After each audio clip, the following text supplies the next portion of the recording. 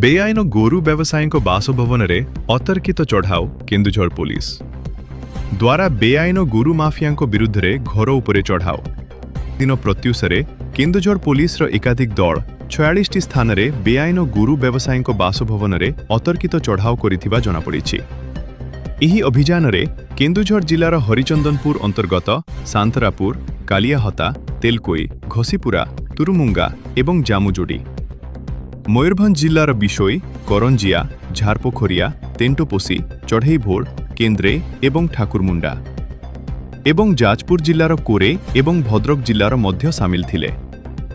ଏହି ବ୍ୟାପକ ଅଭିଯାନର ନେତୃତ୍ୱ 2 ଜଣ ଅତିରିକ୍ତ ପୁଲିସ ଅଧୀକ୍ଷକଙ୍କ ନେଇଛନ୍ତି, ଯେଉଁଥିରେ 5 ଜଣ ଡିଏସ୍ପି, 25 ଜଣ ଇନ୍ସପେକ୍ଟର, 34 ଜଣ ଏସ୍ଆଇ ଏବଂ ଏଏସ୍ଆଇ ସାମିଲ ଅଛନ୍ତି ଏବଂ 18 ପ୍ଲାଟୁନ୍ ଫୋର୍ସ ସହାୟତାରେ ଏହି ଅଭିଯାନ କରାଯାଇଛି। ନଗଦ ଟଙ୍କା, ଯାନବାହନ ଏବଂ ଅନ୍ୟାନ୍ୟ ସମ୍ପତ୍ତିର ବିପୁଳ ପରିମାଣ ଜବତ ହେବାର ଆଶଙ୍କା କରାଯାଉଛି। ଚଢ଼ାଉ ବର୍ତ୍ତମାନ ଜାରି ରହିଛି। ତଥ୍ୟ ଆସିବା ପରେ ସମ୍ପୂର୍ଣ୍ଣ ବିବରଣୀ ଦିଆଯିବ ବୋଲି ସୂଚନା ଦେଇଛନ୍ତି ପୋଲିସ ଅଧିକାରୀ। ବ୍ୟୁରୋ ରିପୋର୍ଟ, ଜୁହାର ରିପୋର୍ଟର।